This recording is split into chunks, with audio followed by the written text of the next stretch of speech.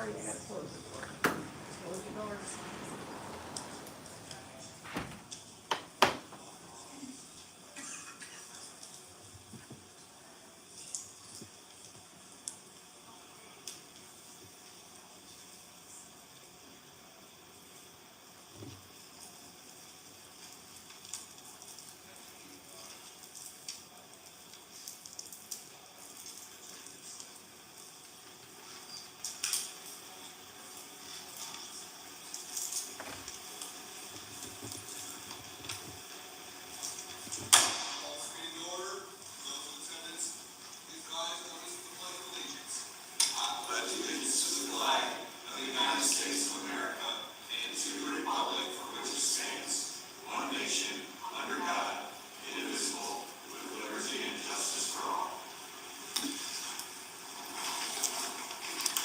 We would like to welcome all of our friends and neighbors and colleagues in joining us in this regularly scheduled July 15th, 2024 City Council meeting. As you come in tonight, which would be to my right, to everyone else's left, there's a set of double doors. You'll walk through those double doors. There's a desk. On that desk is a sign-in sheet. If you're a guest with us tonight, please sign in. City Clerk, can I have a roll call, please? Councilperson Morrissey. Palladino. Pratt. Sharp. Soha. Stuchel. Beer. Wolfram. And Mayor Stockford. Here. We have one absent mayor. Thank you, Katie. I have not heard from Rob, but Dave will not be with us tonight, so we've got plenty of city staff in the building to help us through this meeting, so we'll be just fine. Move on to approval of agenda. Council members have any changes to make to the agenda tonight? Seeing none, I'd entertain a motion to approve the agenda. Motion on the floor from Councilman Morrissey, seconded by Councilman Veer. All in favor? Any opposed? The ayes have it. We've got an agenda. We'll move into public comment on agenda items only. During this time, the podium will be open. Please limit your comments to 3 minutes. Please limit your trips to 1 to the podium. And remember, this is on agenda items only. So if you're going to speak on something during this particular public comment period, please make sure it has a direct tie to something present on the agenda tonight. The podium is now open.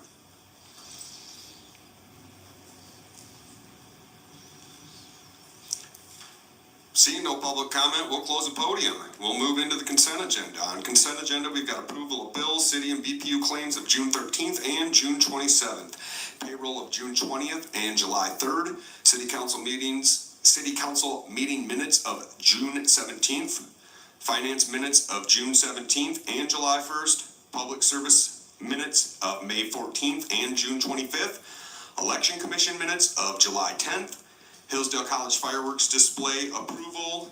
There's a Hillsdale College annual noise variance requests and ratifications of signatures for park use agreement for domestic harmony. Is there any discussion on anything present on the agenda, on the consent agenda? Seeing none, I'd entertain a motion to approve the consent agenda. Motion on the floor from Councilman Morrissey, seconded by Councilman Veer, to approve the consent agenda. Can I have a roll call, City Clerk? Councilperson Palladino. Pratt. Sharp. Stuchel. Beer. Wolfram. Mayor Stockford. Yes. And Councilperson Morrissey. 8-0 approved. Thank you, Katie. We will move into communications petitions. Item letter A, 2024 summer tax warrant. Kim?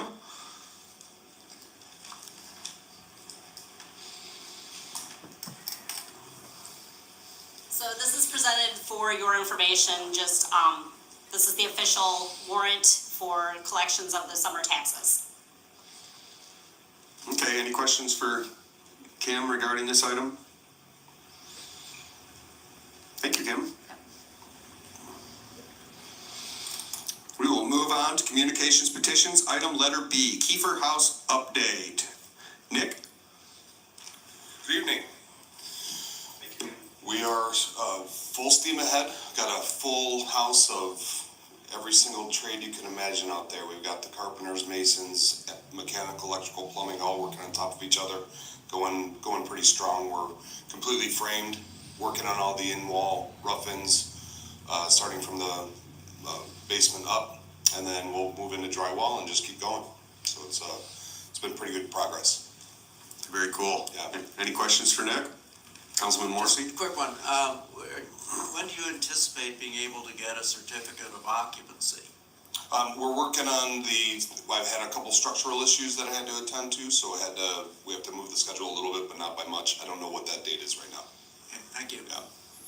Every time I open up a wall, I find something else I have to fix.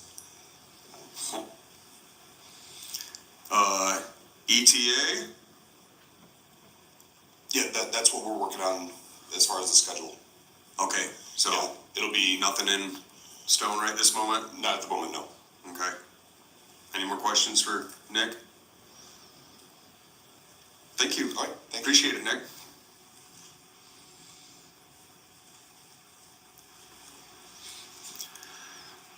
Okay, we will move into item letter C, Hillsdale County Commissioner update, Doug Ingalls. Commissioner Ingalls is not with us tonight, but he did send me an update. So I'll go over it real quickly here. Absentee ballots can be dropped off at the city clerk's office during business hours or at the absentee ballot drop box located just outside of City Hall. Here are the early voting schedules for this election, which is available on the county website.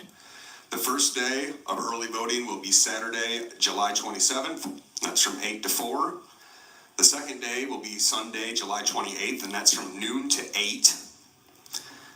Then Monday, Tuesday, Wednesday will all be 9 to 5 p.m. Thursday is 11 to 7 p.m. That's Thursday, August 1st. Friday, August 2nd is once again 9 to 5 p.m. Saturday, August 3rd is 8 to 4 p.m. And then Sunday is noon to 8 p.m. Then election day, the polls are open, and that's Tuesday, August 6th. The polls will be open from 7 a.m. to 8 p.m., which is typical.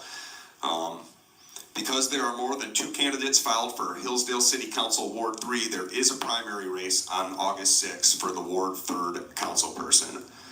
So please encourage Ward 3 people to participate for that reason.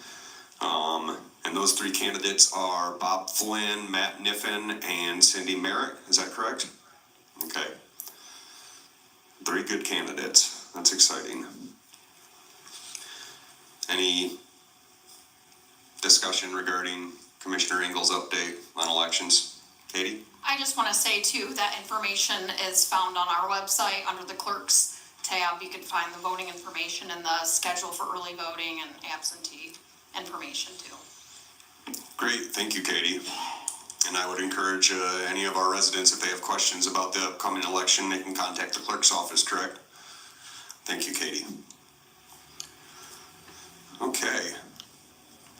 We will move into item letter D in communications petition, which is MERS annual actuarial report. And I'm not going to go through all that unless you guys have something you want to know about it. Councilman Veer?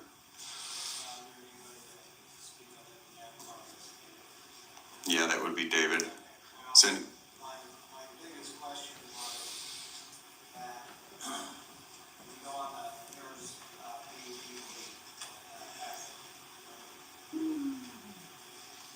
if you go on MERS on the page 88 of the packet, it talks about the contributions. And my concern being that just to give you an example, assuming a 6.93% return on the investments going forward, currently it's funded at a 77%. Going forward all the way to 2028, in 2028, assuming again a 6.93 return on the investments for all those consecutive years, we would have decreased down to 75%. And of course, if you get a more realistic 5.93, we go from 69% funding down to 68, and 4.93, 62 to 61. Now, further in the packet, I do see where the voluntary contributions are being raised, I believe, from 5 to 6, which I think might address these issues. But I just happened to see that, and it kind of was wondering kind of whether or not we need to increase our funding so we can stay compliant.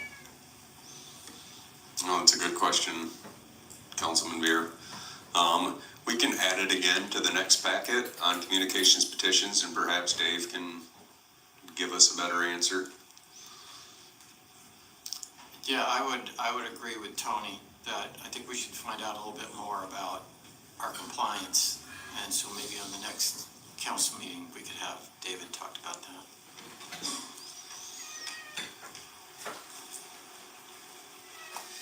Any more questions?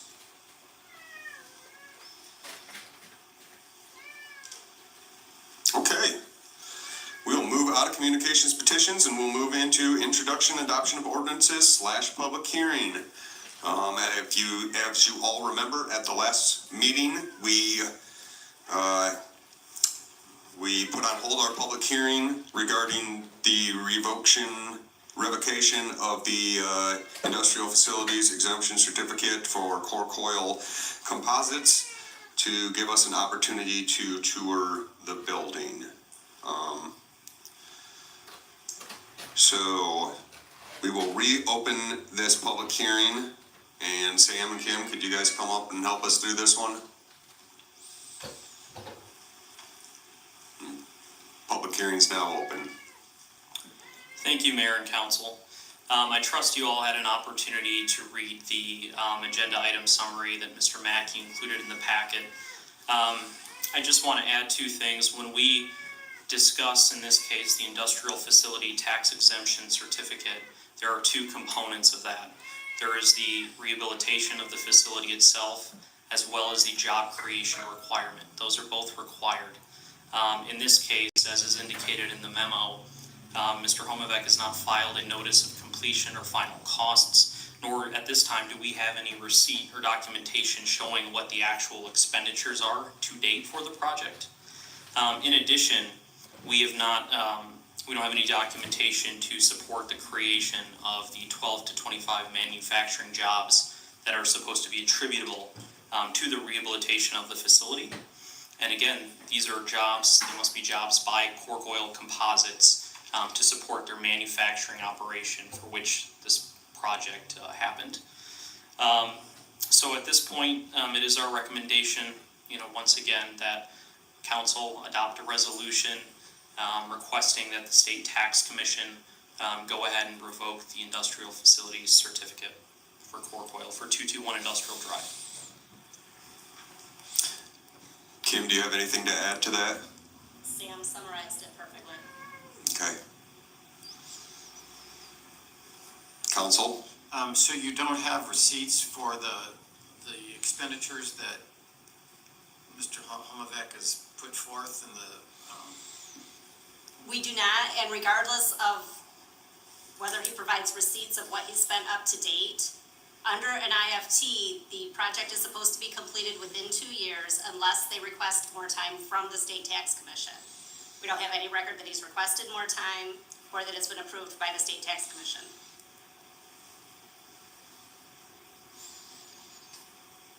Any questions, council members? Why was I called that, couldn't make that particular day, but why was the tour canceled? Do we know? So the tour was canceled because Mr. Holmbeck wanted us to sign a non-disclosure agreement to go into the building. And it was against, not only was it against our city attorney's advice, I'm not gonna sign a non-disclosure agreement. I think they should be banned for public officials, honestly. I don't think Okay. it's hard. I just don't see how we can talk about something up here after, Exactly. so. Okay.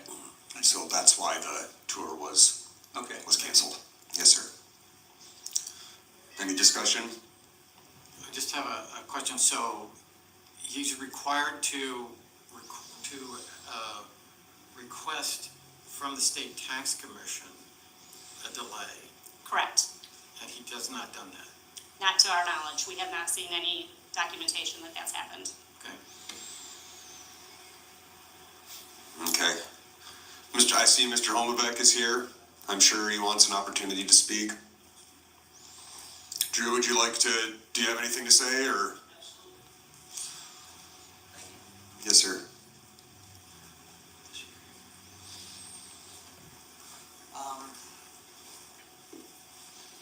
First of all, I was unaware that I had to submit anything to the state. Ms. Ayers, is there a form that I have to fill out, or? No, it's in the certificate, it has that information in it. As far as the requesting additional time, I'll have to investigate that. I was unaware of that. First of all, good evening. Last week I approached the podium and said I didn't know where to begin. That's not the case this evening. I would like to say that I am very disappointed that the meeting last Tuesday was canceled by Mr. Mackey. I had approached him the day before the meeting and indicated that I would like to have a non-disclosure agreement because what I have in my facility is a very proprietary process.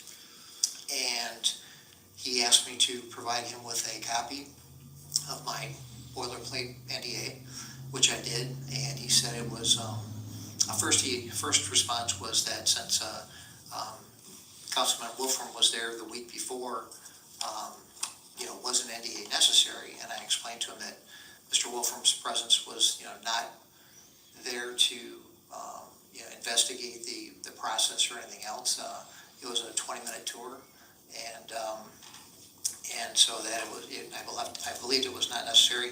In this case, I wanted to explain, I wanted to have the equipment running, I wanted to be able to provide council and city staff with a very thorough overview of what it can do, what it's capable of, to give you that scope of what this business will entail, the city and the community, and also to circumvent any doubts of the types of people that we need. It's a very, very, very automated system, and the caliber of people are not these CNC operators and things that Councilman Sharp had indicated the week before or the month before. And getting back to the NDA, he suggested, or I asked Mr. Mackey to provide me something that would be palatable for the city. And at the end of the day, I received something that your city attorney prepared. I reviewed it overnight. I agreed to it. And I said the only thing I'd like to add is the fact that there was no time limit on it. So, and I was willing to negotiate. And that was 8 o'clock on Tuesday morning. 10 o'clock, I got the notification that they're going to pull the plug. And that was followed up with an email that said that he reviewed with the mayor and Tom Thompson, and that they weren't going to agree to something that a non-disclosure agreement that I proposed, and it was their agreement. So I'm very disappointed. I think in order for the council and the city to make an informed decision, you really have to see it. You have to see the improvements. You have to allow me the opportunity to demonstrate, the scope of the rehabilitation that we've done at that facility, inside and out. So, without further ado, what I'd like to start off with is, what I have done since that cancellation, and even before that cancellation, is I took the time to go back as far back as October of 2022, when I first came in front of council for this reason. And I analyzed the case, I analyzed the comments, I analyzed the meeting minutes, I looked at the videos that were available, and after doing that, I pulled in a couple of people that have been following me through this whole process and had them do the same. And we came to a very common conclusion, and that was, and I want to be very candid with the council. I've attempted to cooperate, and I've attempted to do everything in my powers to be transparent and supportive of everything they've asked. But what it really is boiling down to, and it's evident in some of the videos, and it's evident in my later presentation, that what's happening is that the city management is selectively misinterpreting some of the dialogue and the content of the IFT agreement, as well as some of the statutes that are provided by the state of Michigan. And that's disturbing, because you hear about this information, and misdirection and false advertising and all this stuff, that's popular, but, when it hits this close to home, it's concerning.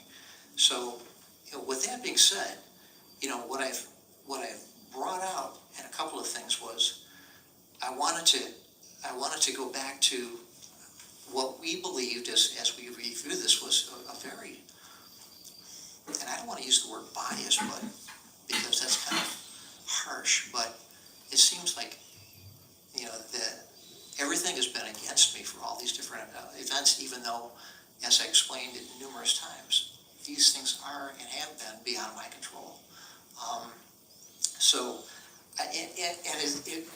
It starts off with, even the topic, not so much tonight's discussion is going to be, to discuss or determine or to recommend. It's revoke.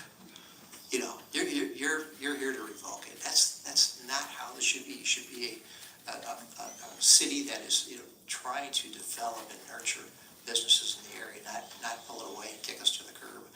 So, a couple of points that I want to bring up and prove the point as far as being misleading or misdirection or whatever was when Councilman Stuchel asked the question last month, what condition is the building? And I watched it on video and I played it back, and I was kind of surprised, and then it made me smile because I knew where this was going. Sam's response was, as far as I know, code enforcement has been denied access to the interior. A recent assessment review took place in April when photos and measurements were taken, and he could provide those photos to Greg. And he said, there's been no apparent, it doesn't be apparent that there's any significant difference from the prior period. Well, that whole delivery back to you was, in my interpretation, and I think looking at some of the expressions of the people's faces was, well, you're being led to believe that I've done nothing. That I haven't done anything that I've said I've done. There's been no improvements whatsoever, and which is blatantly false.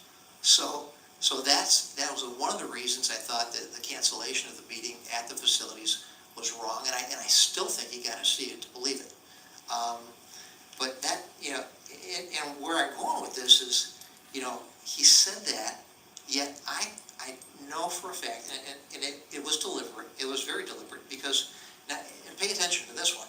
He says, now, if you go to the City of Hillsdale's Property Assessor's website, all right, and you type in the address, 221 Industrial Drive, you're going to find no less than 142 images and one sketch of the dimensions of the building. All right. Now those images are taken in 2014, 2018, 2019, 2020, 2022, 2023, and 2024. And there's over 40 images taken of the interior in November of 2020. That was all after the interior restorations were done. So, the comment like, code enforcement's been denied access to the interior. I mean, it rubs me the wrong way.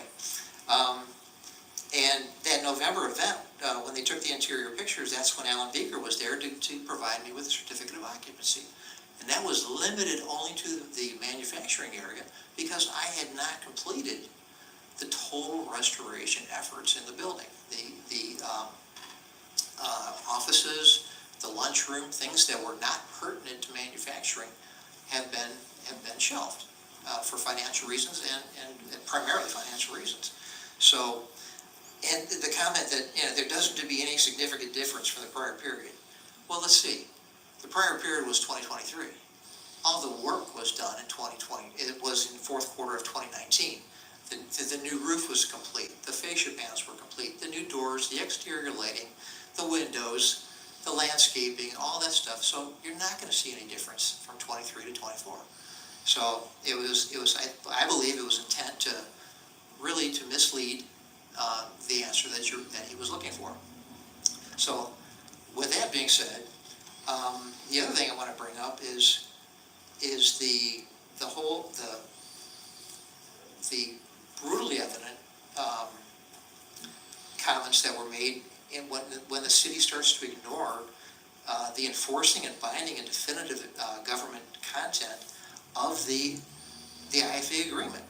And last month, Councilman Palladino asked the question, is the IFA agreement the governing body defending the scope and terms of compliance of the agreement?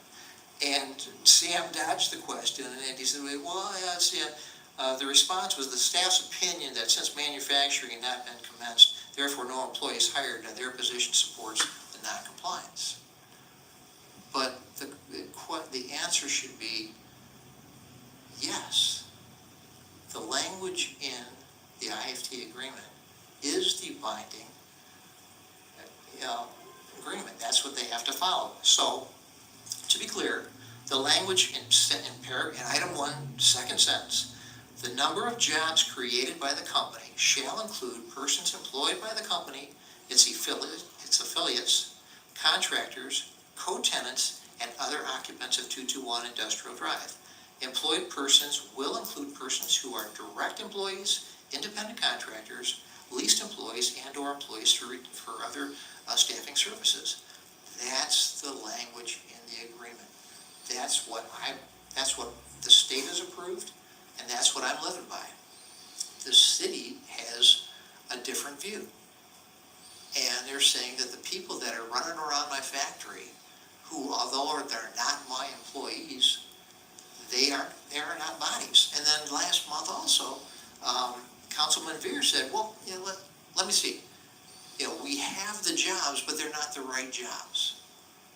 Well, that's not true. Those are the right jobs. Those are qualified individuals that do that. So getting back to their concern about me not having the people, they're not the people I would like to have. They're not the people that I would want to have.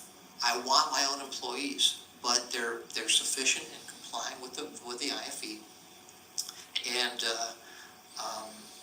as far as I'm not going to kick that one anymore.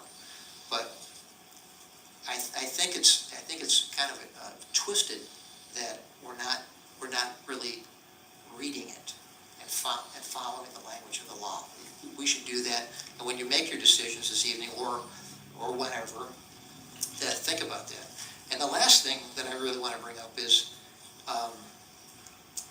reading the background by David Mackey today was, it was a clip. It was from the Michigan construction or Michigan statute section 207.565 section 2, where it does say that the legislative body of a local government unit may by resolution request commission to revoke the industrial facilities exemption certificate. All right. And he goes on to say, and he stops at the word good cause. What he's not sharing with you is the next 17 lines of type in that statute, where in the last paragraph it says that the purposes of this act and the absence of circumstances that are beyond the control of the holder. If I put in all the effort and I can't get the jobs for events that are beyond my control, which this is the 4th time now I've explained that this whole situation has been beyond my control, between COVID, the storm that took off 66,000 square feet of my roof, and everything else. I mean, I'm just I just can't reiterate enough that I'm doing the best I can and in good faith. So, with all that being said, I just want to say, and in closing, that the rehabilitation is not complete. I will investigate, and I will have a discussion with Kim as far as where I find that thing to reach out to the state. I mean, that is all news to me. I'm very disappointed that the council was denied the opportunity to visit the facility, see the line, see the improvements, because it denied me the opportunity to demonstrate what I have done and what we're going to do there. And I think it's what we're going to do there, with your blessing, is what's most important, because it's technology that doesn't exist anywhere in the country, and we're gonna bring it to Hillsdale.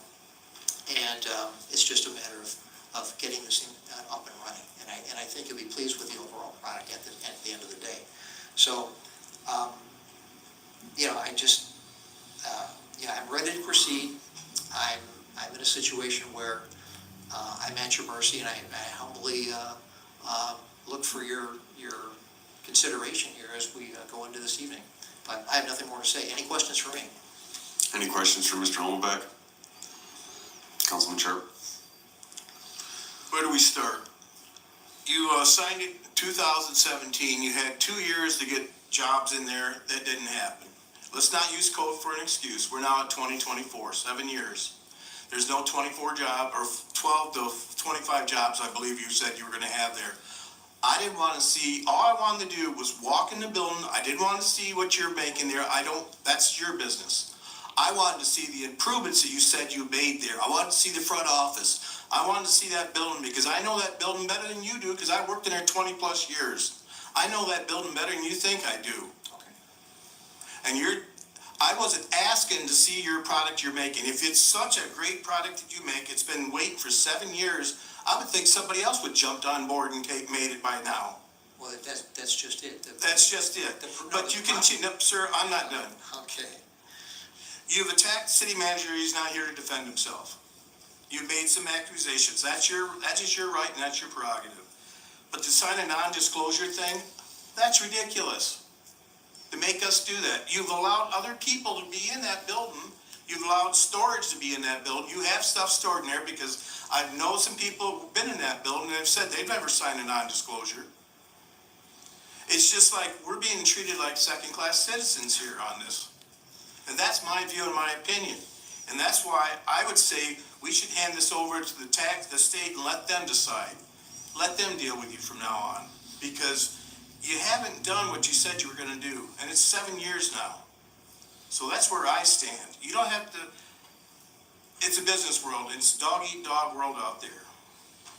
And you're behind the trail. And that's what I've gotta say. Thank you.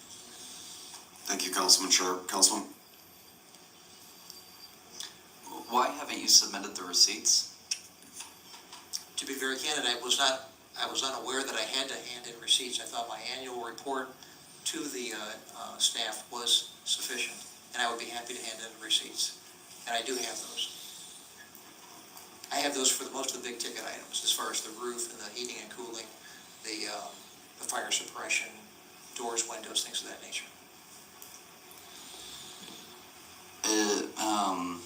Is it true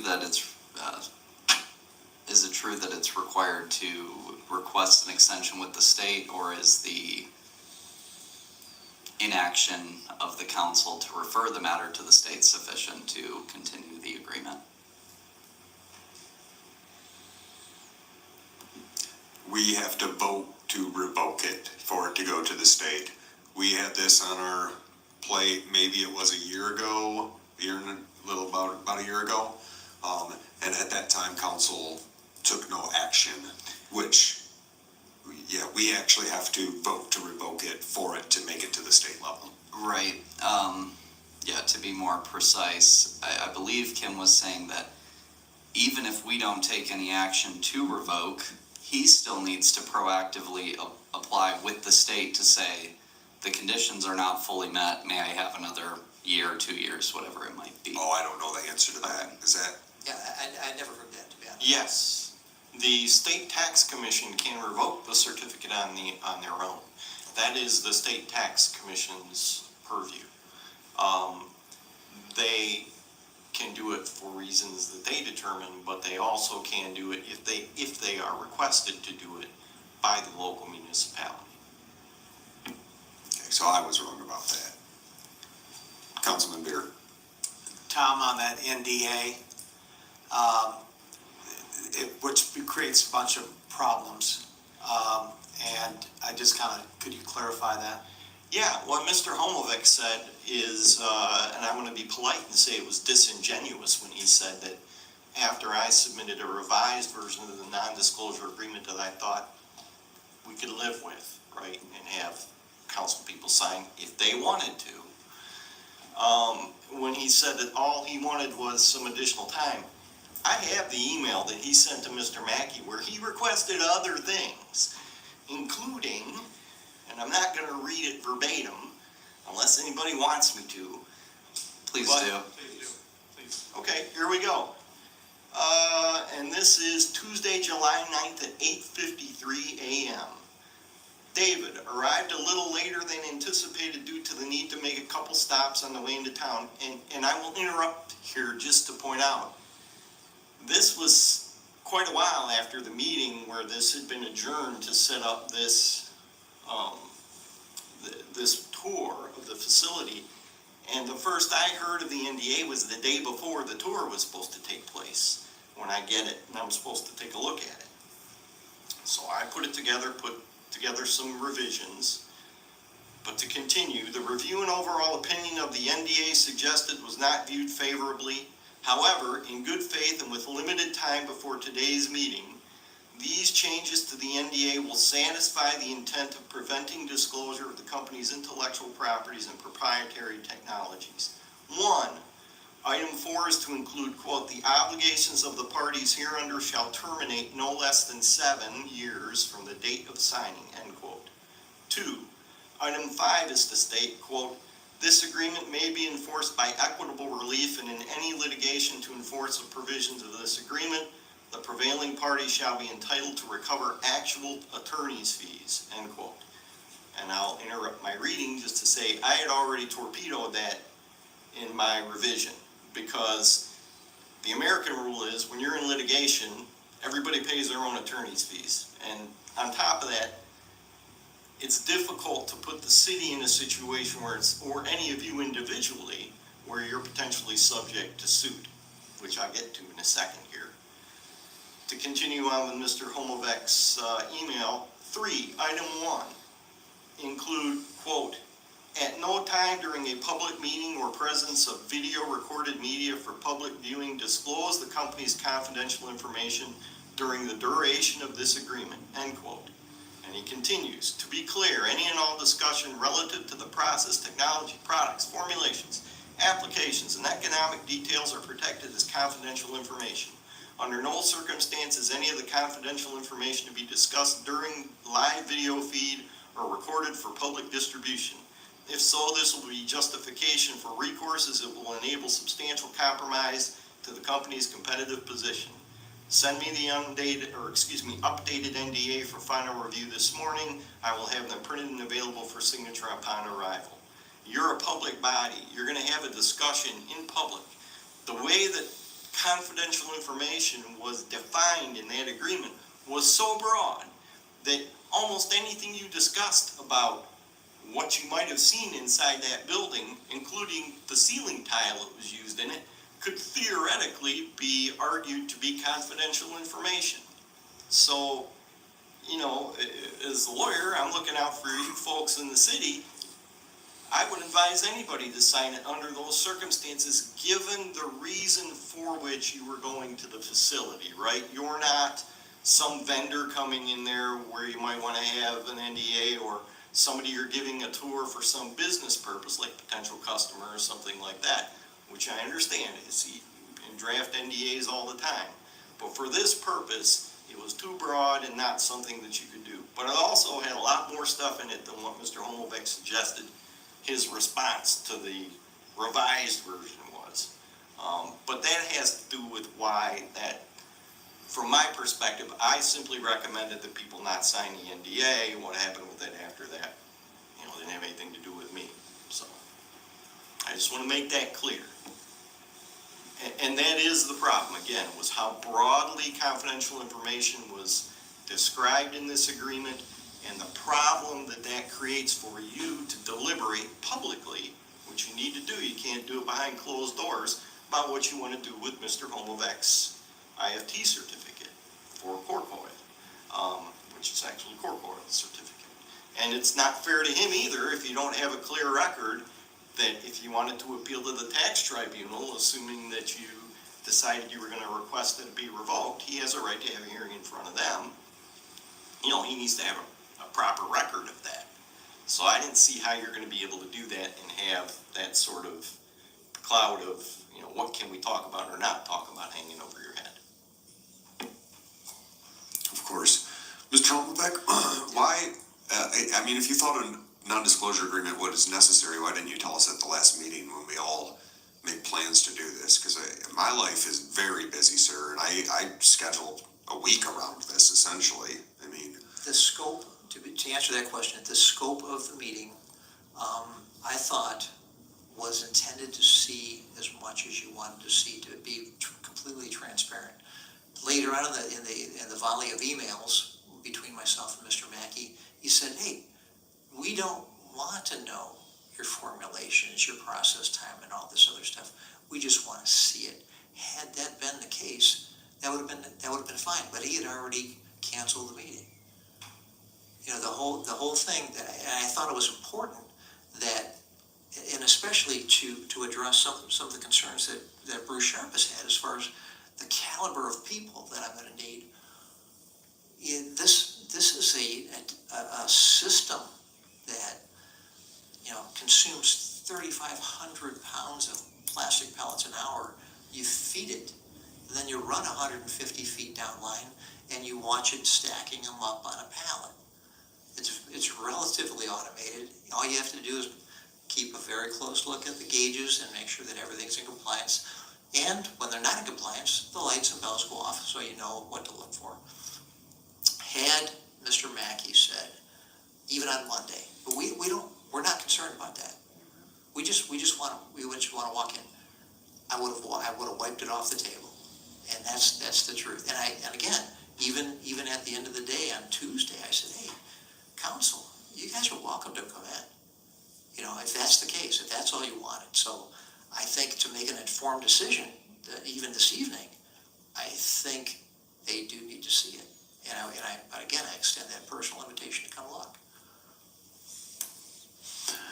thank you, Mr. Holmbeck. Any more questions for Mr. Holmbeck? Okay, we will open up the podium for Sam. You have something to add, do you? Yeah, I think we'd like to address some of the things that Mr. Holmbeck stated if we could. We open it up to public discussion. What's that?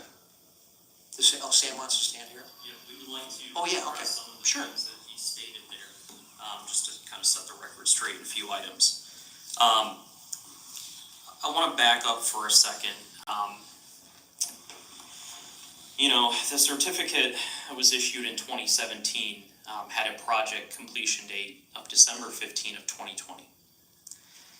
This IFT didn't come before council until the fall of 2022. So there were 2 years after which the project should have been completed that this was not brought to council. However, it became apparent to city staff that the project at that point was not completed and the jobs were not created. And so he was actually sent a letter from the city attorney in 2022. That letter said city staff finds him in non-compliance and asked him to submit information to, you know, address what we felt was basically his deficiency in following the IFE agreement. And then, you know, in 2022, this came before council. He had an opportunity to present. Council decided to not take action at the time and give him another year. Last October, I came up here because it was decided in 2022 that we should address it again in 2023. So I had an opportunity to come up here. We shared, you know, a lot of the same information and our reasons for finding that he's not in compliance, and council at that time determined to give him some additional time as well. That leads us to our June meeting. So this has been a very lengthy progress with many opportunities for Mr. Homavec to provide receipts and documentation showing the improvements that he's claimed he's made to the building. I also want to, state we are not saying that Mr. Homavec has never made any improvement whatsoever. That is not a claim that we have ever made, but we simply need to know if he has made the improvements that he's required to make under the IFE certificate that he was granted, Every year, there is an annual compliance report that he's required to submit to Kim Thomas, our city assessor. The most recent report we have from 2023 is included in the packet. It's at the end of this section. In the report, instead of providing any receipts or actual costs, expenditures to date, what you will find is it's basically a budget. He provides an aspirational document. These are the things I would like to do. He has in there $700,000 for a pending roof replacement. It's an estimate of what he's going to invest in the property. You'll find in there there's money for restoration of offices, restrooms, lunchrooms. Those are things that we would have been interested in seeing at the tour. However, you'll notice in the very first email that he sent to the city, he said we could only enter through the back of the facility. The front would not be accessible to us. So there are reasons, for wanting to see the facility to determine if these improvements were made. And then, again, the IFE does apply to the entire facility, not just the warehouse space that he referenced, but it's for the entire facility. The renovation rehabilitation project he proposed is for the entire facility. And then, again, I just want to emphasize too, when it comes to the non-disclosure agreement, he does state very clearly in the email that if it is not signed, entry will not be permitted. So I think it's important to note that. And once again, I'm glad he brought up the jobs that he claims have been created in that report from this January. We reached out to some of the companies in the report that he said have created jobs in connection with this project. One of the companies, AAS Automation Systems, dissolved. They filed their articles of dissolution with the state earlier this year. Precision Gauge and Metal Tech said that they temporarily leased space at that facility for material storage in 2021 and 2022. They do not presently lease space, and they said they did not create or retain any jobs. Dayco Products, we have not received a response to multiple requests for that info. Mains Importing said they have leased warehouse storage space at the facility since August of 2022, and they said 2 jobs for Mains Importing were retained. Now, in that report that he filed with the city assessor's office, he claims in there, this is a direct quote, that those companies have maintained daily activity on the site. That appears, based on our research, to not be an accurate statement, and that leads us to believe, once again, that the job creation requirement is not met, even under a very generous interpretation. Not to mention, there are no actual Corcoil LLC jobs, nor have we been provided with payroll receipts or even any indication that he's tried to hire somebody or posted these jobs. And then as well, just once again, it is a requirement, it is a statutory requirement that when he's finished with the project, he files a notice of completion and submits final costs to the city assessor. And once again, if he had needed additional time, at any point up until now, he had the opportunity to request the state tax commission grant him extra time. That information is on the same certificate that was issued to him. So I just want to clear up a few of those points for you. And Thank you, Sam. Any questions for Sam? Did you request receipts from Mr. Humovac?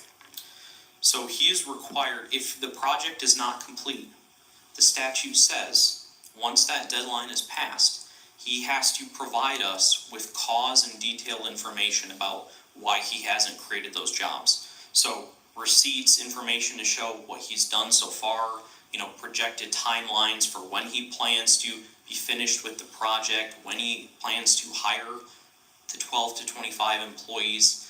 That's all information that is supposed to be provided to us in that report. So the report that we got from January 26, 2024, Correct. which had all this information here, are you saying that these may not have been actual expenditures? Well, I'm not saying that. Mr. Homovac says that. If you look at the bottom section, he claims to have spent, so far invested in the facility, over, just over $1.1 million. Right. If you look at the very bottom of the line, he lists $700,000 as a pending roof replacement. He said that the offices have not been completed. That's listed in there at $77,000. So there's uncertainty. In fact, this appears not to show actual expenditures. And so that's where receipts or other information that he was able to submit to the city at any point in the past 4 years would have been very welcome to help us determine that. But without having those receipts and without having an opportunity to see the facility and verify that the investments were made, or having the notice of completion for the project, there's no reason for us to believe that it's completed. But you did not request receipts. The last email between Dave and Mr. Homebeck, Dave requested receipts. Okay. And when was that? That was on the 9th, I believe. Okay, thank you. Any more questions? Thank you, Sam. We will now open up the podium for public comment. Remember, this is a public hearing regarding the revocation of IFE Certificate 2017-181, and that is all you can speak on at this moment. Please limit your comments to 3 minutes. Please limit your trips to one to the podium. The podium is now open.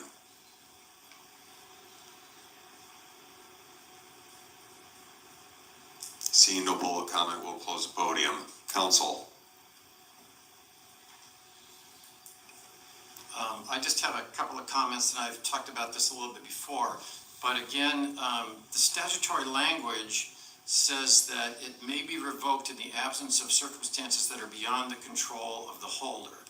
And of course, we have a whole list of things that were beyond the control of the holder, including the roof going off, and the people that were supposed to fix the roof didn't, and then he sued them, and then they went through all this, and there was a loan, then they put a lien on the building, and so he couldn't get a loan to get cash in order to do this. And I think that, in fact, I did have a letter from Martin Taylor, who's the building official for Hillsdale County, where it was to David Mackey, and it said he was going to advise him of the status of the roofing project, and he talks about the roof covering installed was improperly done by the contractor, still had numerous code violations. There's no corrective action had been done. The matter is currently pending legal action taken by Mr. Homovic to have corrections made and the roof replaced. The latest knowledge we have of the matter is in arbitration awaiting final court disposition, and then he ended up winning that. But it says Mr. Homovic has cooperated with this office on this matter and is trying to resolve through the courts to have the corrections made so the building will become usable. So I just think that it's not like he hasn't been doing anything. Now, I don't know about the $700,000 in terms of the amount of money that's been spent on this, but clearly there's been circumstances beyond his control, which is what the statute says.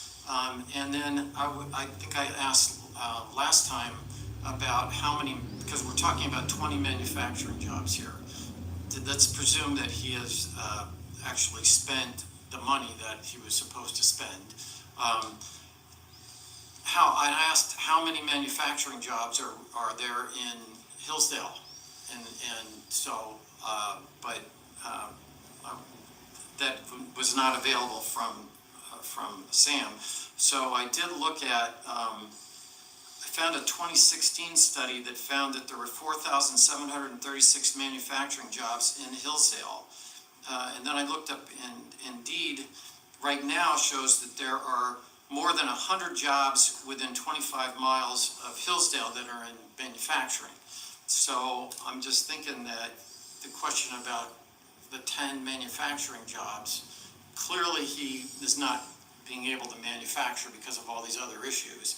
But if we're going to say, oh, well, that's the big thing that we're worried about, I think circumstances beyond his control has made it so that he can't buy the product that's necessary to actually start the manufacturing.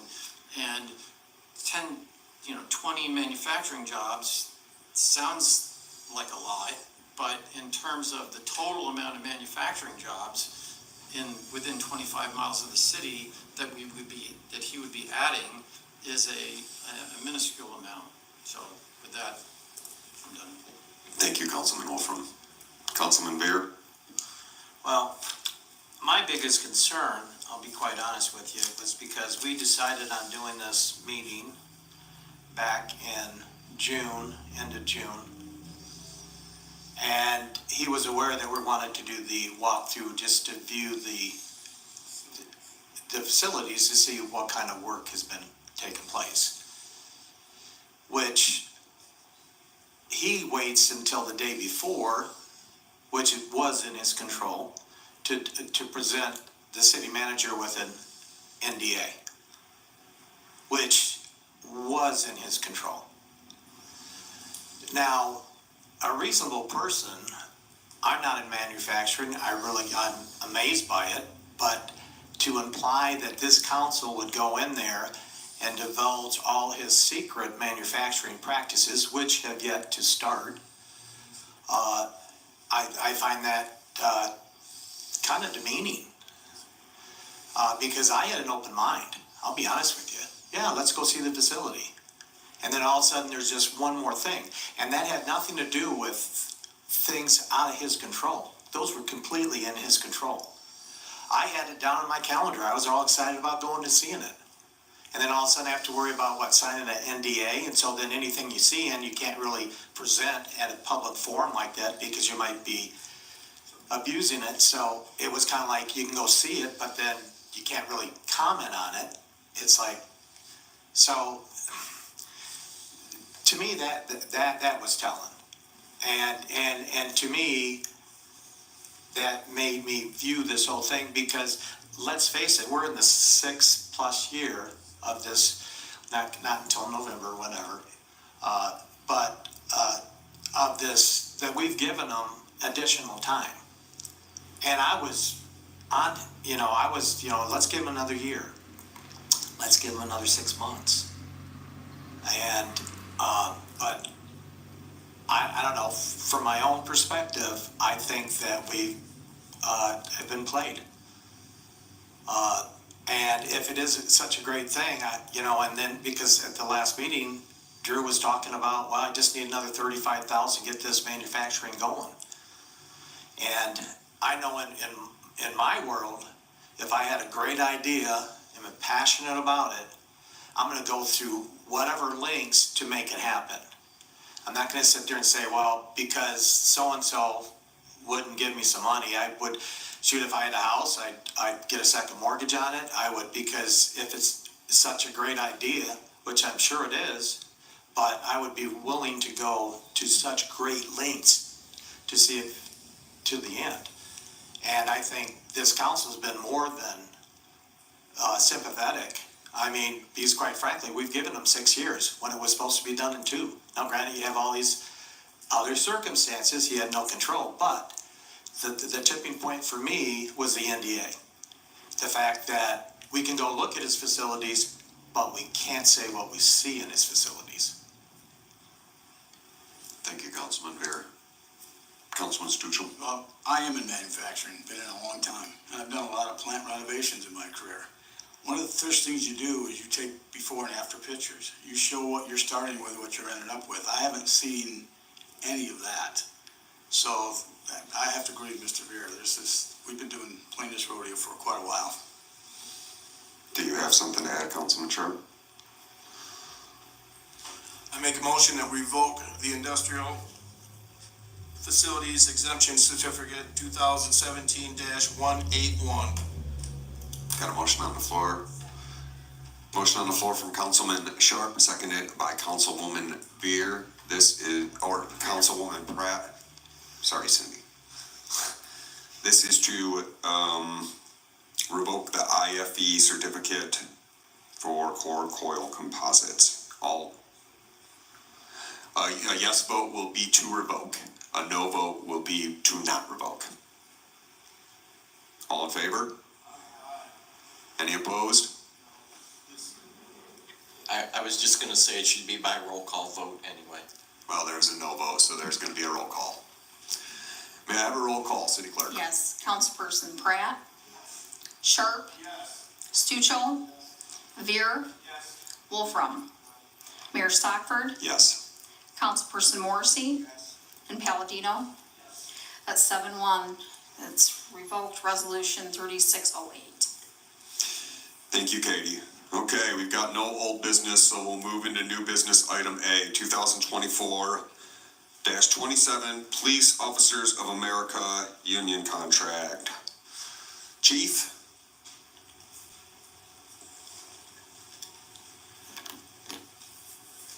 Good evening. I know Mr. Mackey put in the packet, he did a summary of the items to note in the contract.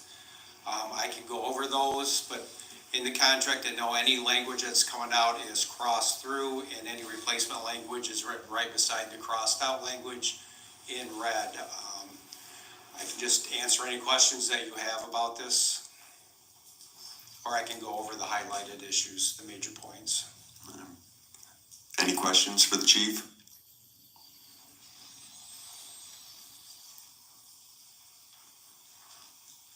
Yeah, I don't think you need to go through the high points, chief, if there's no questions. I'm sure council looked it over well. And some of the things that have been changed that are not highlighted, they're operational things that move from union responsibility to employer responsibility. Omitted language from the past. We did find one section that was just gone out of the contract that had been in the contract for years and years and years. And because we couldn't find it earlier this year, the end of last year, it actually created a situation so that language got put back in the contract. Mutually, both sides agreed to it, wanted it back in. Yep, good work. Do I have a motion to approve the police officers? Motion on the floor from Councilman Sharp, seconded by Councilman Beer. Can I have a roll call vote, City Clerk? Yes. Councilperson Sharp? Yes. Stuchel? Veer? Yes. Wolfram? Mayor Stockford? Yes. Councilperson Morrissey? Palladino? And Pratt. It's 8-0 approved. Thank you, Katie. We'll move into new business item B, which is the International Association of Firefighters Local 961 contract. Chief? Exactly the same. In his summary, he's got the highlight points, and the contract is written the same way that was put in the packet. Omitted language is crossed out with replacement language right beside it, written in red. I do have a question. Councilman Wolfram. Why does each member get an annual food allowance? They work a 24-hour shift. They've always had a food allowance. It had not been adjusted in a very, very long time. And it actually, even with what is in this contract, would probably be below what any normal per day rate would be. But working a 24-hour shift, either they have to buy food to take in there and hope they get a chance to eat it or cook it, or go out to eat. What's the current range of hours that off-duty full-time employees can respond to medical emergencies? Okay, it was in the contract in a couple of different places before. It was that they could respond to any medical call Monday through Friday, 6 a.m. to 6 p.m. And then they had a letter of understanding that's been in the contract, attached to the contract way prior to me being involved with the fire department, that basically opened that up to 24/7, 365 to respond for medical calls, but also put in there that it could be retracted upon notice by the employer. So that portion of the letter of understanding got retracted, and we revised the language that off-duty full-time firefighters could respond to priority medical calls instead of just medical calls. We made it priority medical calls Monday through Friday, 6 a.m. to 6 p.m. And then we have Appendix C, which lists out what priority medical calls are. And this was an attempt, as you know, from the Public Safety Committee and other committees we've discussed about unreimbursed expenses that we have or things that we do to care for our community. And this is just one thing we had to take a hard look at, is this an expense we really need to do? Because as a full-time firefighter responding to those calls, it is at a full overtime rate per hour for one call. So, again, both sides, we discussed this, we became a mutual agreement on that, so it's been reduced. The part paid are supposed to pick up and respond to medical calls also with the full-time that's on duty after hours and on weekends. They have more availability then. That's how it was initially designed. And I can't answer the question, and nobody there can, of why that letter of understanding existed. That just opened it up fully. Are the full-time employees needed, or do they want this work? Yes, sometimes they're the only ones there. Oh. You know, they do the immediate response to the medical call, and if part pay are available, they can respond to the call also. They may get called off. The ambulance may show up at the same time. Ambulance might be 20 minutes out.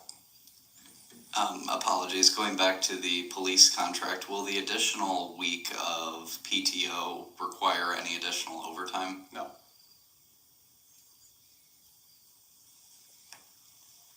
Any more questions for the chief? Councilman Beer.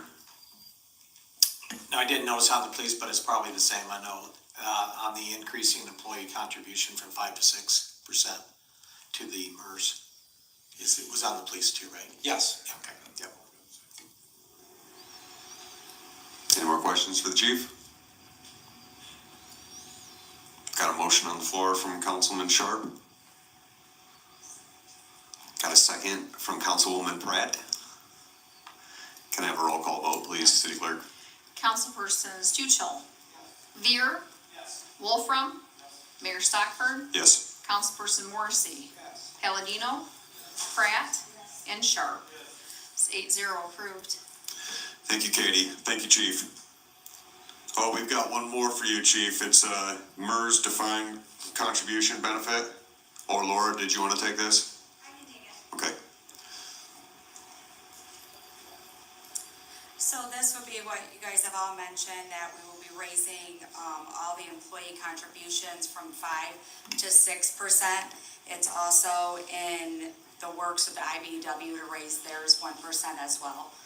So it would help with the unfunded liability. Councilman Beer.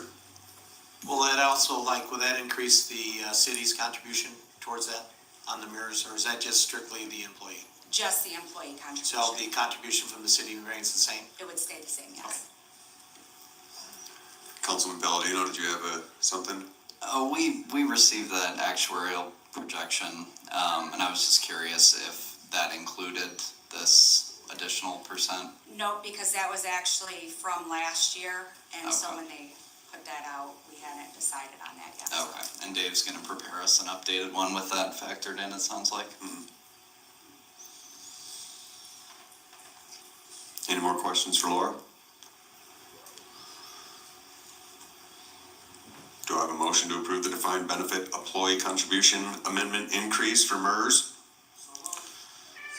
Motion on the floor from Councilman Sharp, seconded by Councilman Morrissey. May I please have a roll call, City Clerk? Yes, Councilperson Veer. Yes. Wolfram. Mayor Stockford. Yes. Councilperson Morrissey. Palladino. Pratt. Sharp. And Stuchel. It's 8-0 approved. Thank you, Katie. We'll move into new business item D, fee schedule resolution effective July 1st, 2024. Michelle? During the fiscal year 2025 budget process, staff identified updates to the fee schedule that needed to be increased based on review of cost as well as a review of the demand and market pricing. The increase in fees relate to dock rentals, Owens Park, and Mrs. Stocks Park, pavilion rentals, and Sandy Beach admissions, and adding a fee for property information reports. I just didn't know if you wanted to come up in case council had any questions. If anyone has any questions. Council members? Your budget's doing pretty well. What's the thought process for increasing the Sandy Beach to $10 a day? Is that Is there a specific fund that's in a deficit? No, but it helps to offset, because we have employees there at the beach, so it's helping to offset the wage line, the concession stand, all the things that are going into the beach. But it hasn't been, it's nothing that's been looked into for years. When I was growing up, it was $3, and I think it's been $5 since forever.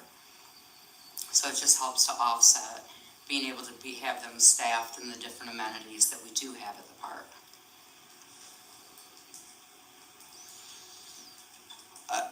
I guess my concern is that at the $5 rate, when I'm out there, the amount of people I see parking at Owen Memorial already and walking down. So I don't know if that's gonna be a bigger issue. People just, park by the docks and But if you look at that, that's permitted parking, and those are actually up there is actually supposed to be for the dock space renters who rent along there. But, trying to keep a curb on that and keep it policed or anything like that has always been a little bit of an issue. yeah, I would hate to be policing people from You going can go to to enjoy South the beach. Haven and they're charging $5 a car, but they have no concessions. They don't have the different amenities that we do have at the beach. And we don't have the volume of people. Do the amenities pay for themselves, the concession stand? Basically, it does, yes. Once you cross over, you have admissions revenue as well as your concessions revenue. And so at the end of the day, we usually come out ahead with that. But it would also be able to, having the increase would help us to offset the maintenance at the park. This year, they've now charged the septic pumping to the park itself. And so we're trying to help these parks become more and more self-sufficient, self-funding, rather than dipping on the general fund. So as much as you can alleviate the general fund draw, that's our end goal. Right. I agree with that, and I've been in favor of many things to stop pulling from the general fund, but Correct. the park seems like one of those things that you want to keep as open as possible. Correct. You want And to in the encourage meantime, healthy activity. What we've been attempting to do is trying to improve all of the different parks, the equipment and things like that, which becomes a draw off of our parks maintenance fund, because DPS comes in and they help with the concrete pours, they help with there are things as different organizations come in and help us to improve the parks, they still look for the city, what's the city's end of this? And so DPS is starting to be drained a little bit with that as we move toward these improvements, which are really badly needed. We're very outdated in our parks, trying to bring them up to ADA specifications and all of those types of things. So it's kind of finding a balance here. I really appreciate that thought pattern in general, but when you think about Dial-A-Ride drawing 130,000+ potentially from the general fund this year, the airport 120,000,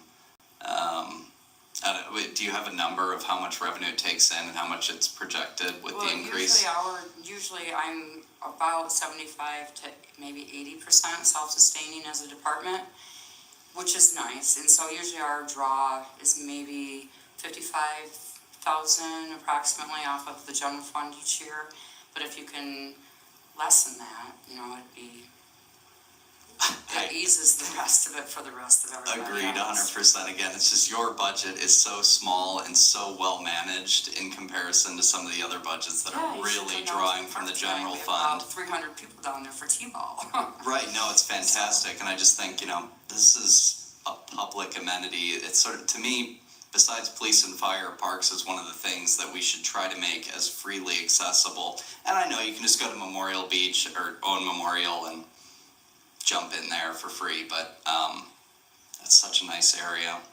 It is. Yeah, I don't know, maybe we can talk about this more at committee and see if there's other areas we can Sure. try to make some more money for you. I'd just like our parks to be as open and accessible as possible. Sure. But not criticizing you, I really appreciate your thought process around this.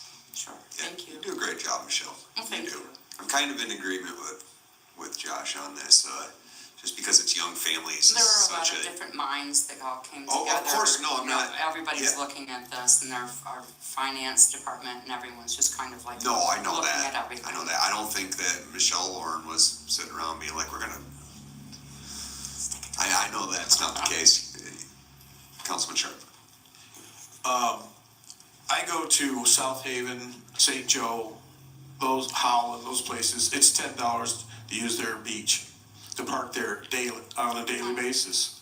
Because one of my employees was just talking to me tonight, and she pays $5 at It's, South Haven. she's got lucky somewhere, because that's what it is. It's $10. It's a beautiful beach. I wish we could bring more sand in more often to the Bobby's Beach. And do you remember the expense of that?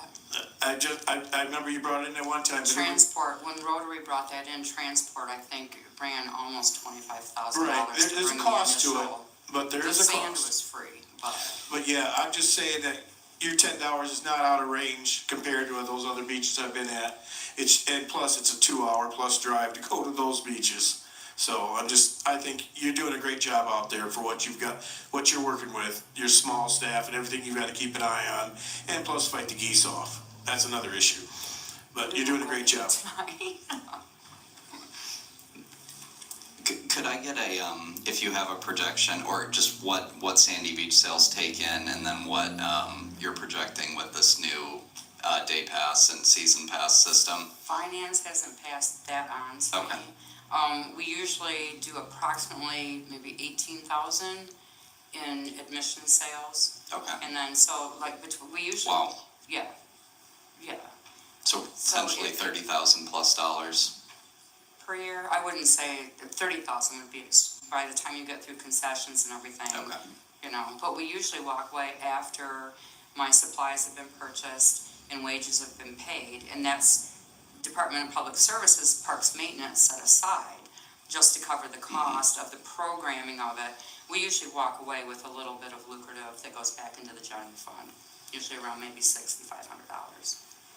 That's over and above after our cost. Okay, and this will of the programming. This will take effect for the 2025 season? Yes, we wouldn't be able to put that into effect until the following year. Okay. We wouldn't change that out right now. Sure.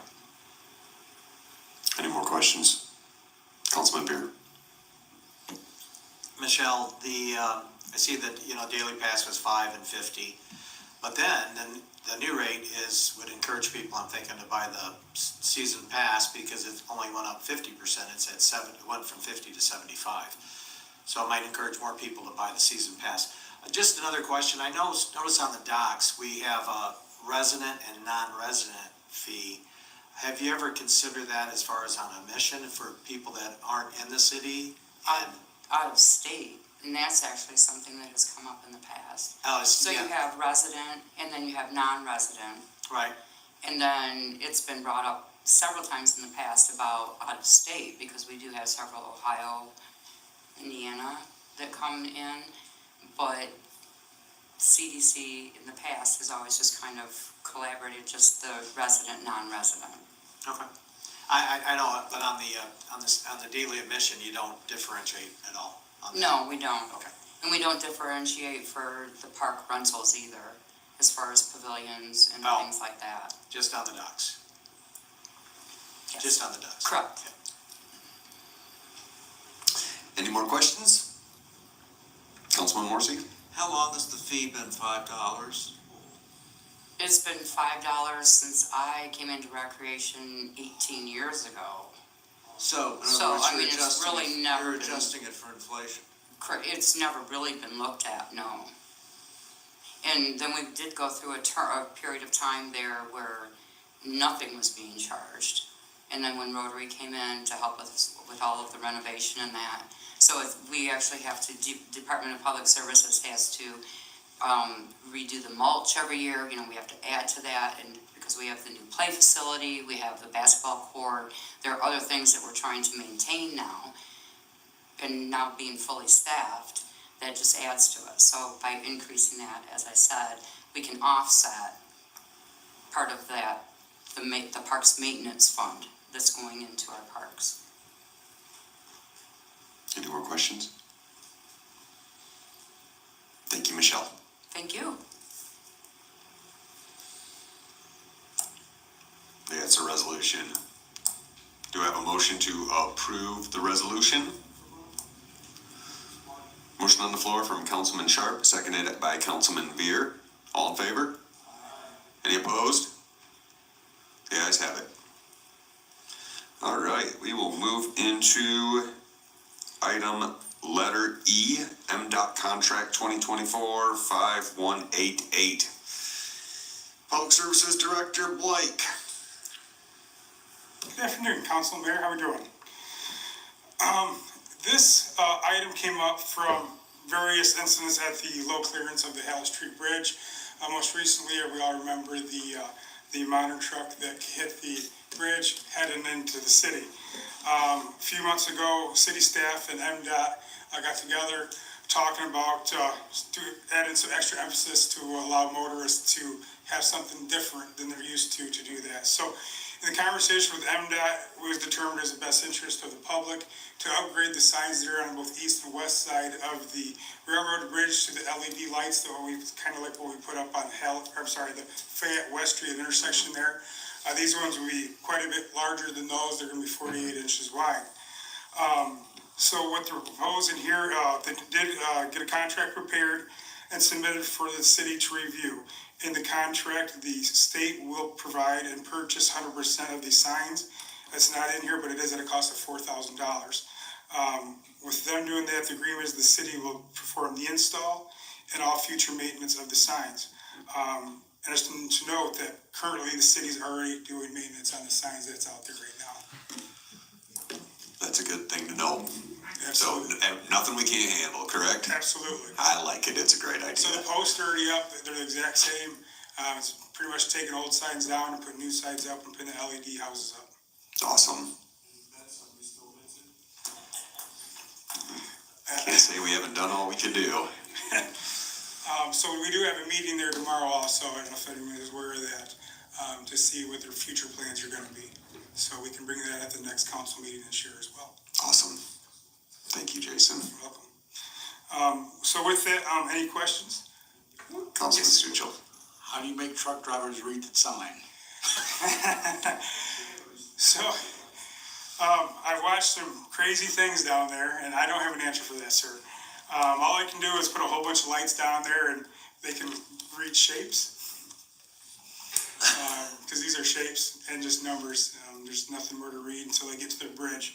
But these signs will be all around at Bear Lake Road and all the way to Reading Ave. Is there any thought about hanging something prior to the bridge? I mean, within 100 yards or so that you would hit? If you hit this, you're hitting the bridge? So they have talked about that. The one thing, and it is doable to put a crash cushion up that far.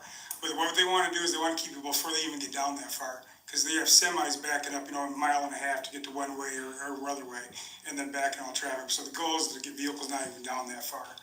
So that's one. And two, hopefully, keep my fingers crossed, with the next 2 years, that's going to be a new bridge. So with crash cushion that you're referring to, there's quite more cost into it. But it has been looked at, yes. As of right now, no.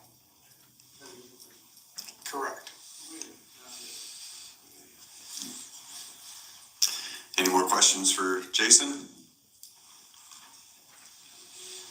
Do I have a motion to approve the resolution? Motion on the floor from Councilman Sharp, seconded by Councilwoman Pratt. All in favor? Any opposed? The ayes have it. Thank you, Jason. Thank you. Okay, we will move into new business. Item letter F, proposal to purchase city property, 49 Union Street. Kim.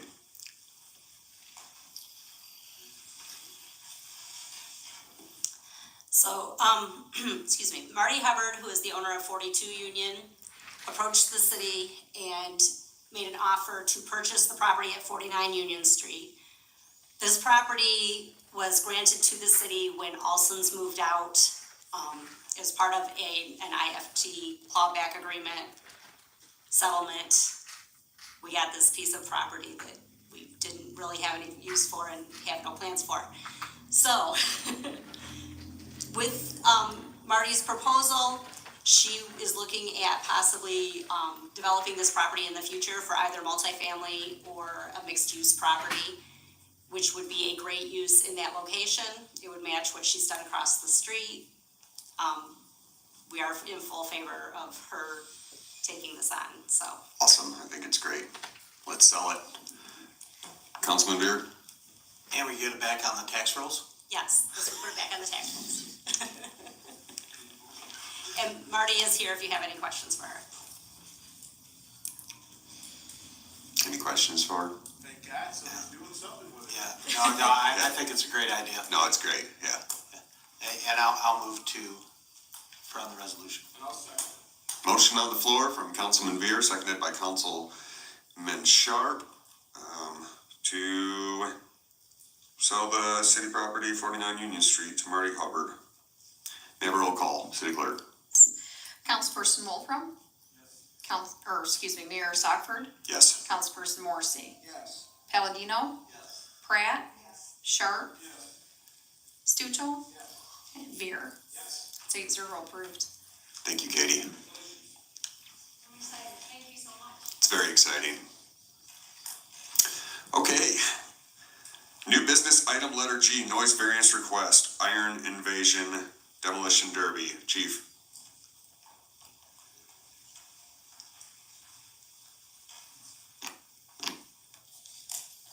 Yes, I received an email from Jared Blades, Loudmouth Promotions.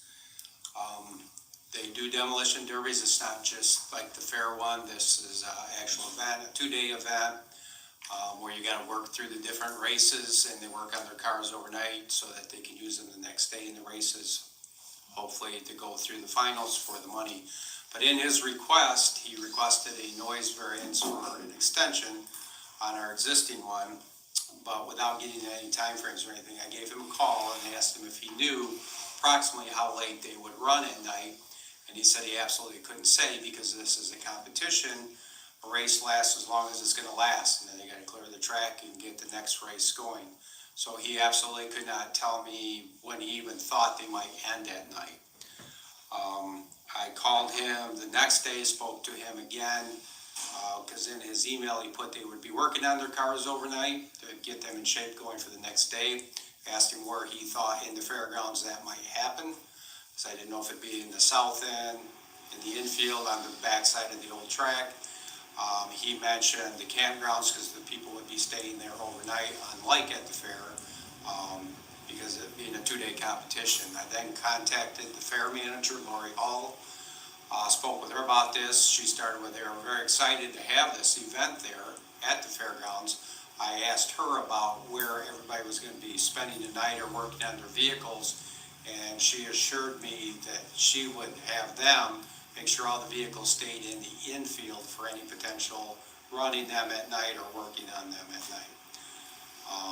That's really all the information I have. It's the last day of May, first day of June next year. The reason why he's putting this request now, they need to pin down their locations for all the events that they promote, so the people that are going to participate can get them on their calendar. I asked him again why it was so early, and that is all the information I have on this. Awesome, sounds okay. You know, it's ironic that Councilman Soha isn't here, because he might be the only person on council that might have an issue with it, so. I'm on Charles. Oh, well, Councilman Beer. And the fairgrounds all excited about it? Yeah, she said they were very excited to host this event.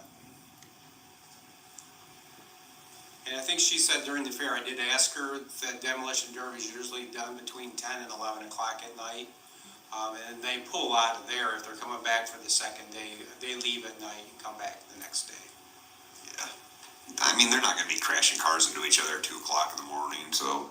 It would be, well, they don't have mufflers on their cars, so Yeah. it would be the loud vehicles, and whether they're pounding on them with sledgehammers, those are the unknowns. Okay. Will they have the fire department down there to help out? They have not requested. That'd be something we'll go over next spring with them. But this is a private for-profit event for them, so it wouldn't be anything like during fair where we're working with the fair board or whatever to provide this service for a community. So I think this would be something that we would have to talk about, that they pay for that service. Okay. Well, I'm all right with it. What do you guys say? Councilman Palladino? You got little ones.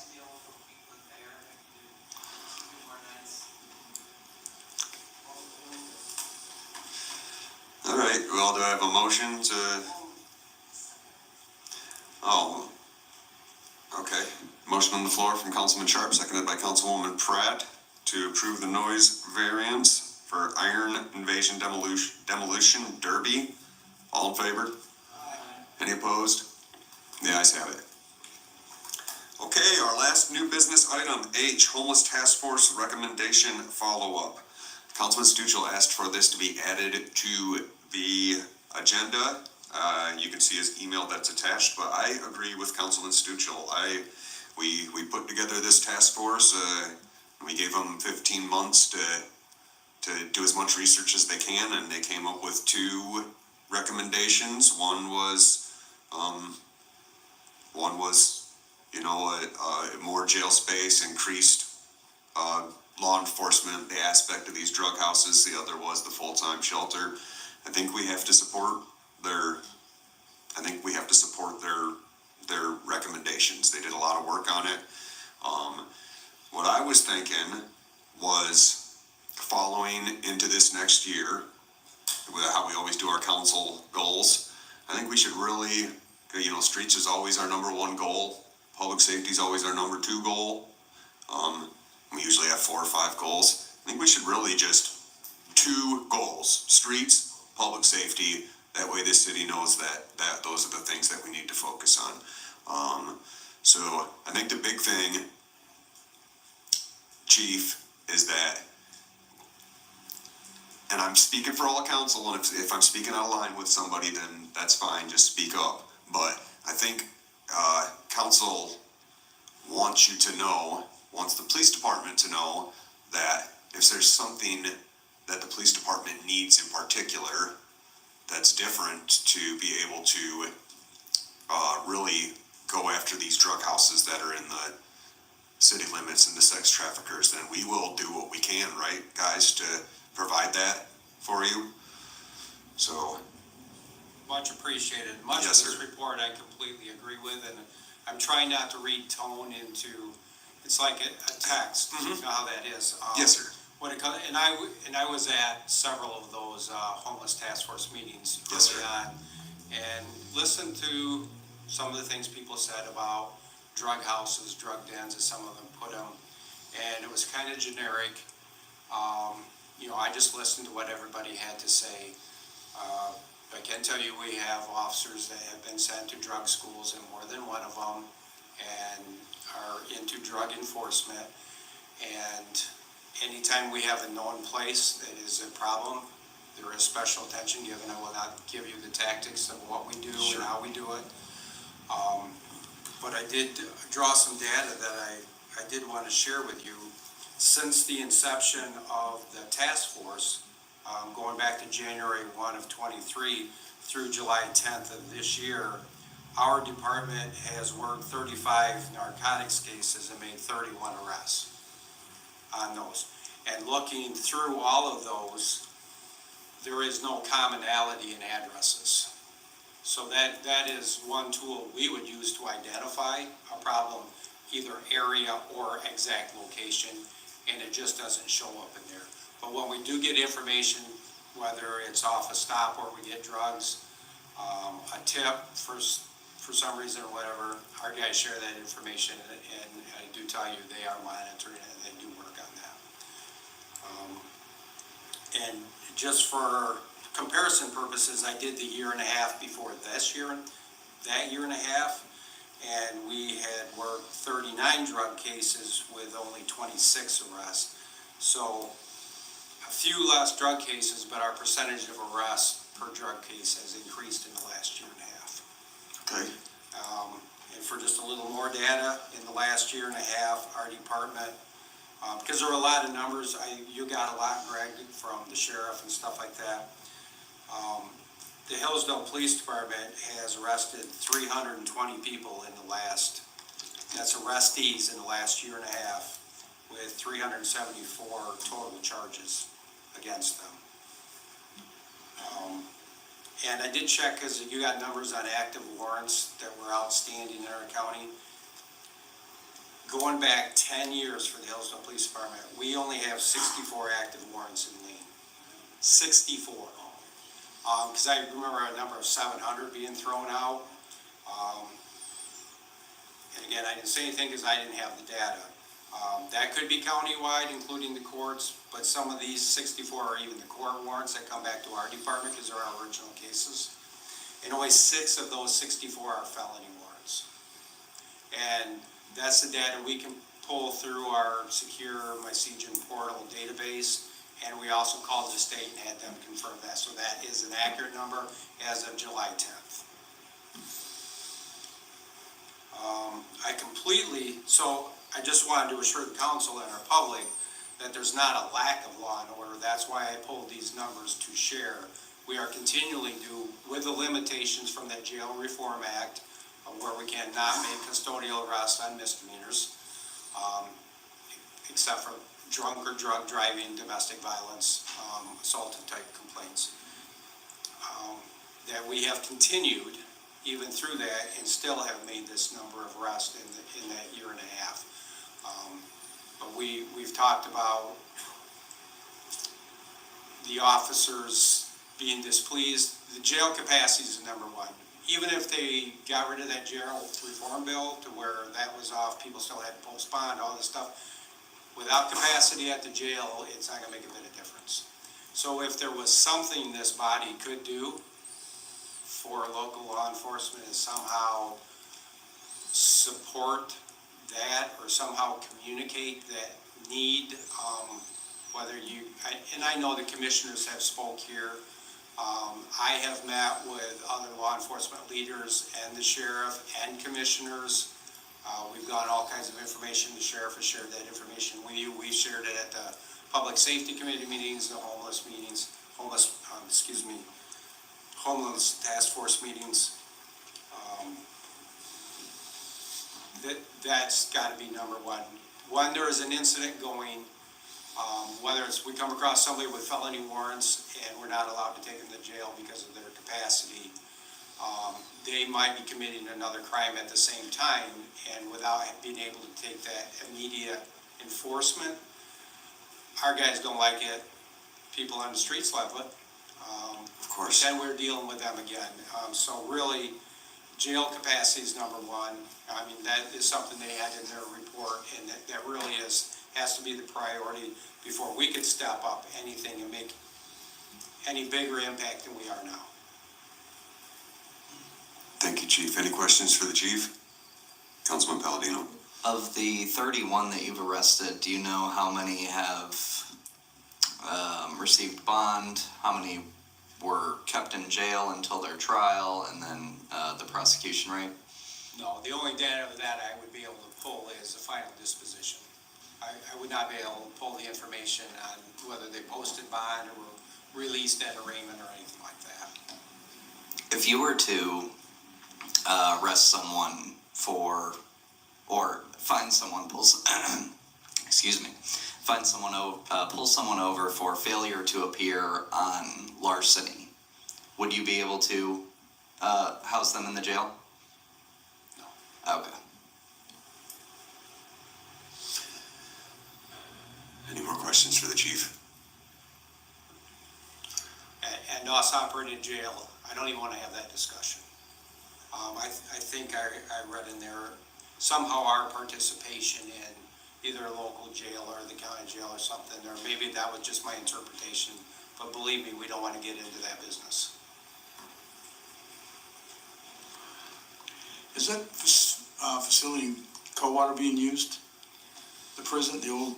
I just read a headline today, Branch County built a new jail. Yeah, I knew that. There was just a headline today that they're beginning demolition on the old jail, so they will be moving everything to their new jail. Just something we do with, like tri-counties, 3 or 4 counties get together and have one holding cell for people. Stryker, Ohio is the only example I know of that does that. It's out of state, and multiple counties utilize it, but it's privatized. Mm-hmm. But so that's not that far. I've been down there to pick people up. That's what we do in your old building, Bruce.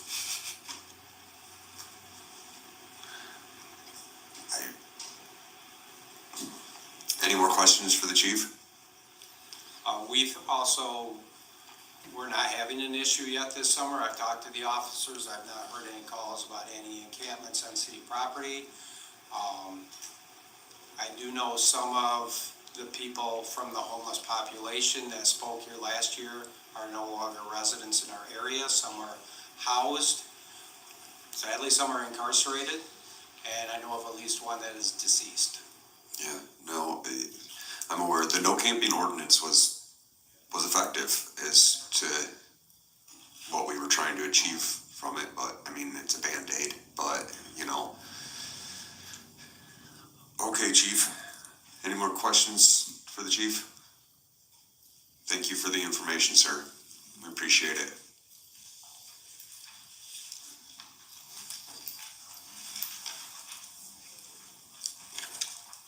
Okay, we'll move into general public comment. During this time, the podium will be open. Please limit your comments to 3 minutes. Please limit your trips to 1 to the podium, and you may speak on whatever your heart so desires. The podium is now open. Yeah, Dennis Wayne Scott, 34 Garden Goes Up. Most of you know that I usually get up here and I speak for the lower class people, the people that have problems. One thing I wanted to speak of, what Michelle was bringing up with doubling the funds to the park is going to limit some of the people that have low incomes to be able to utilize the park by doubling it. You know, I can understand raising it some, but doubling it, I think, is outrageous. You know, even some of us elderly people, we like to go out there and just drive through and see what's going on, but fortunately, we've never been charged anything, so, but, you know, for doing that. But, you know, to the families that have little kids that might be on welfare or something, to have something to take their kids out to play in and do something, to utilize the lake and everything out there. If you double it, that might be taking out food out of their mouths. That might be taking clothes off their back because they can't afford that. Now, you might think that's funny, but if you got $100 in your pocket and you don't think anything about it because you got $100 in you, but look at the families that barely have $1 in their pockets. So, some of the things to look at. The other thing is the jail. I don't agree with adding on to it. What that's doing is using up more of us homeowners and taxpayers around here to keep bringing our taxes up while we're taking care of those that, you know, if they're felons, yes. If they're high misdemeanors, yes. But when we put people in jail for, because they didn't have proof of insurance with them, or they didn't have this or that, you know, that's stupid, you know, to utilize that and use the people's money for that. It's time that we, you know, get off this thing of looking at, you know, what are we going to do, what's this and that, but look at the whole picture and start from the bottom and looking up, or from the top looking down. It doesn't matter which way you go. How's it going to work? Who's going to suffer from that? So that's all I got to say. Thank you. Thank you, Dennis. Any more public comment? Can I hand out some pictures? Sure, just make sure the clerk gets a copy too, sir.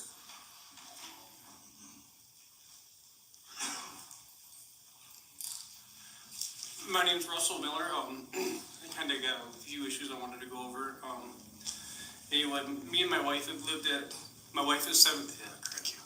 I gotta get my breath here, sorry guys. Hi, my name is Russell Miller. My wife Jessica Miller, 17 years, is back here. I've lived at 9 Lake Street all my life. My mother lived there, and yeah, obviously she passed and I got the house and paid for it. I've always made effort to keep the house maintained, upgraded, and, you know, remodeled, etc. I'm getting off here, I'm sorry guys. You're okay, buddy.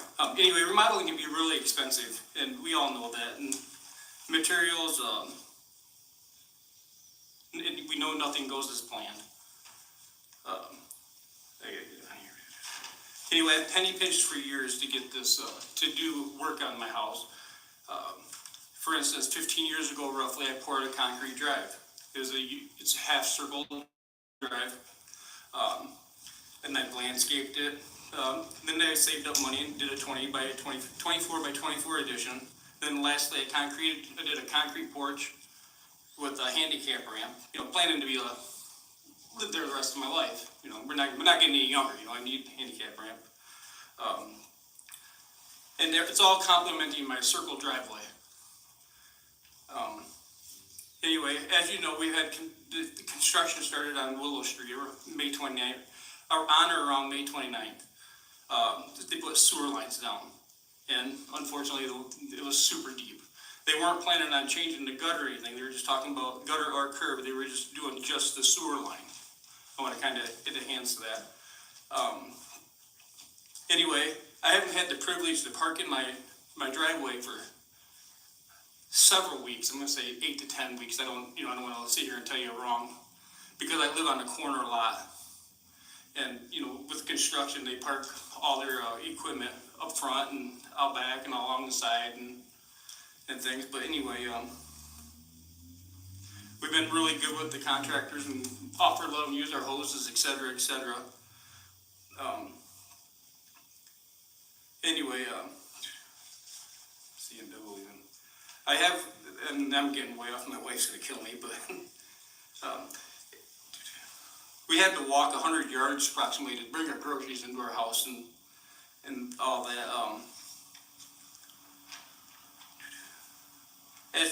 Anyway, July 1st, we come home from work around 4 or 5 o'clock, and we're talking to the contractors, and because they're nice guys. And next thing you know, they said, "Hey, we're pouring curbs tomorrow, and we're taking away part of your circle drive." And we're like, no. This is, once again, it's been this way for 50 years that we poured, landscaped, and did everything around this, And so I tried getting a hold of Jason, and I didn't know how, straight out. So I told the super of the contract, the crew, hey, this isn't right. And anyway, I couldn't get a hold of him. Finally, I have cameras on my house, and I went through the cameras, and I finally saw Jason down there, went down there and talked to him about it. He's like, it can't happen. It can't happen. It's got to be this way because of the stop sign, and, there's no such thing as grandfathered, and et cetera. And there is, but I went off my notes, and I'm sorry, you guys. But I'm talking from the heart, that means more. Anyway, then, the next day, they started pouring around noon. My wife took off work, came home. This happened to be July 2nd. Bless his heart, the deputy that got shot. Everybody was gone to that, so she tried getting with the city manager, and he wasn't. So eventually, he wasn't available. He called, and then he's like, "I'll try to get down to come see you." He came down with Jason, and he didn't really say anything to us. He just left it all in Jason's hands and said, "No, this can't be done. This can't be done." And I just feel that but I feel like, to be honest with you guys, I've been here for 48 years soon. I feel like I'm being violated on somebody coming into your place. You spend thousands and thousands and thousands of dollars, in the hundreds, thousands, and all of a sudden just everything gets ripped up, No offense, and I'm not trying to badmouth Jason, but he don't live there. He didn't pay for it. So I get a person that don't live there come in and make changes for my livelihood and the way my life is and my investment. And, no offense, but it's just a split decision he made. The secondly, no communication. I hear that they're going to do this from no offense to the guys, but a contractor that's just one of the workers. He's not even one of the high up workers, Then from there they went around and they took the front curbs out. Well, there's a sidewalk in front. It's a necessity that they have to put a curb over one of my other driveways, but the sidewalk that goes to the road, they got a drop that long, and you can see it in the pictures. But it's a necessity that this has to be that way. It doesn't make sense, you guys, and I'm sorry, I'm speaking from the heart, and I apologize for the notes.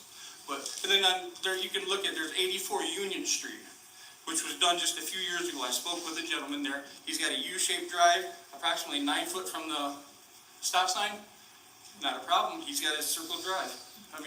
I don't know, I mean, I'm sorry you guys to really sit here, but I really would appreciate if somebody just come down and take a look and see what's going on, because you can tell this is a very emotional thing. And I ain't gonna lie to you, I'm thinking about leaving Hillsdale because of this, just because I feel like I've been violated really bad.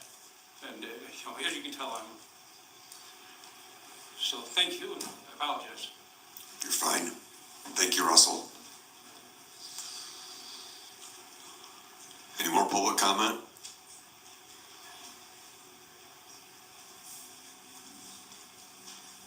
Evening, Robert Eichler, Scipio Township. I listened to Chief Hepner here, and I have been over to the Branch County Jail and at the commissioners as well at Branch County, and talking about the amount of people that is at that jail. It has been refused on many occasions not to place any prisoners from Hillsdale over there because of cost. Costs ranging from 35, 65, 105. That's getting to be numbers, but when you have an arrest of someone that's on drugs, and we're doing this catch and release of anyone that's on drugs, they're gonna go out and find somebody's garage that's gonna be easy to get into. My problem is, again, I've looked at where we used to be at with the sheriff's department, and I'm saying absolutely not. I mean, if you wanna go to, I believe it's the chair, Mark Wiley, anybody can get a millage from that guy, because it's not his money, he spends. So if we look at what we can do, and we've advocated for, is altering that jail that we have. That means we already have all, say, the offices area. We can extend that downward. We can also manufacture a way that we can have an offset, for the women down in one particular area. We looked at 22 million. We looked at how much in the cost, what it would change. We wanted to have an alternative place for the actual sheriffs. Those that need to be separated from the jail, we used to have 911. Used to have the officers doing 911. We can take all these cars, all these officers, and we can place them up there by the 911 and place that building. We have better access. Time frame between getting to US 12, getting from here to 12 is crazy. Getting from here down to 12, going to Reading is crazy. But you could get down to 49 just a hell of a lot faster. There was a lot of organization that could be taken. I don't think the construction of it was going to be that harmful, but I don't think going to the public again, we are looking at quite a devastation of things that are going to be happening in the future. That means these millages are going to crush a lot of people. Are we going to be looking at a recession? Yeah, I think so. And if we are, there's going to be a lot of people hurting. And I think we need to protect as much as we can of the people and get rid of these millage. We can take these millages, we can put those back. If we have a real big problem, we can push that right into this next spring. We don't need to have all these millages. Once again, I mean, just go see the chair of the commissioners. We've got money, we spend it before we got it. Anyway, thank you, have a good night. Thank you, Bob. Any more public comment?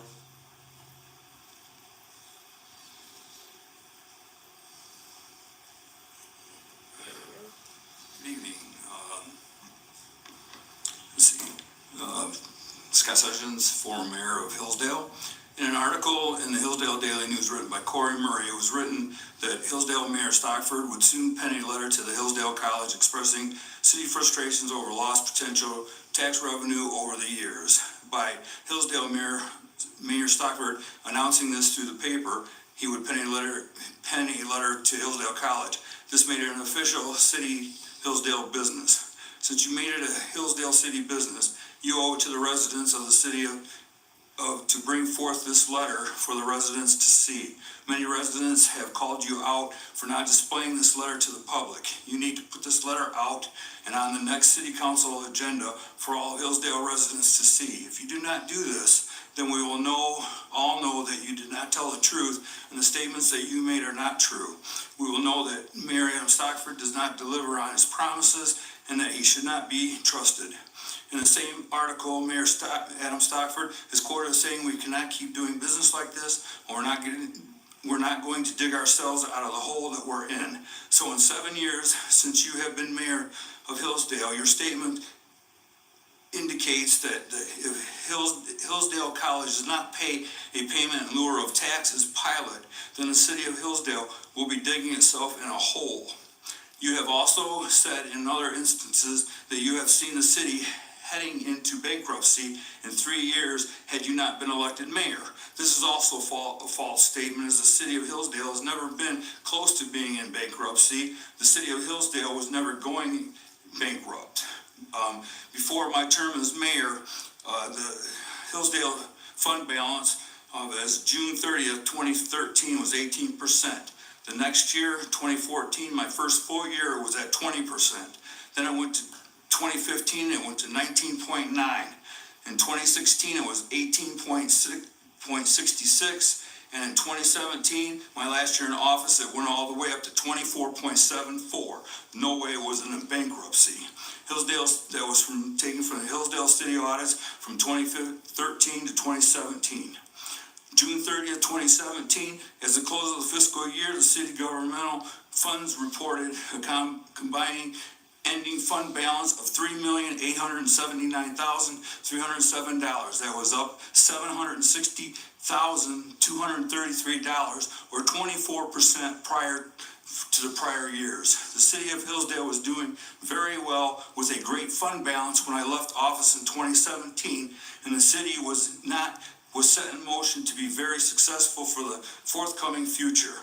Lastly, on May 6, 2014, Hillsdale City Council meeting, Bruce Sharp stated the following to Mayor Adam Stockford: "Since you are against special assessments, how are you going to pay to fix the streets?" The mayor stated that we have all the money to fix the streets. City manager said that the mayor is not correct, is wrong with this, as the money the city has won't fix a subdivision. Now the mayor just said the city is in the hole if Hillsdale College did not agree to a pilot program in 2013, and then states in 2024 that the city of Hillsdale has enough money to fix the streets. So what is it? Are we out of money, or do you have a bunch of money? You cannot trust a single word that this mayor is saying as he speaks out of both sides of his mouth. After 7 years, Mayor Stockford still does not have a viable plan to fix the streets without using the money that has been generated by other city council members voting yes on either special assessment or millages. Without the other city council members having the guts to vote yes on these types of items, what would our streets look like?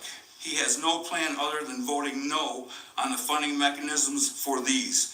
In closing, Mayor Stockford needs to make the letter he drafted to the Hillsdale College public. If he does not put the letter in the next meeting agenda to be discussed at the next meeting, Hillsdale City Council meeting, then we know that he did not tell the truth about the letter. If Mayor Stockford does not respond to these questions with an answer in the next City Council meeting, then we know his word is no good. He cannot be trusted, and Hillsdale needs to wake up about this guy, as his words mean nothing. He is all talk and does not do what he says he's going to do. Thank you. Thank you, Scott. Any more public comment?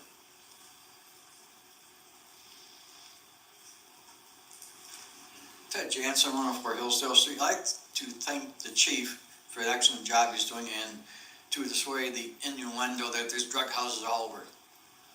Him and his guys and lady are doing a great job, and we should thank them for that and wish them well, and be safe, chief. We really appreciate you guys. In reference to Rusty, I've known him since 1990, and he's a very serious individual, and I can understand his frustration that he has a driveway and the city comes along and says, well, guess what? We're going to move it on you. And too bad. Just eat it. Be happy. Also, you put in the sidewalk. I saw the photos, but I go, where's the handicap access for that sidewalk going onto the street? It was, I guess, maybe only applies to certain areas of the city or whatever. It's just unfortunate that a citizen like him has to deal with this, and the city just doesn't respond because, well, maybe he doesn't live on the Ward 1 up on Hillsdale Street.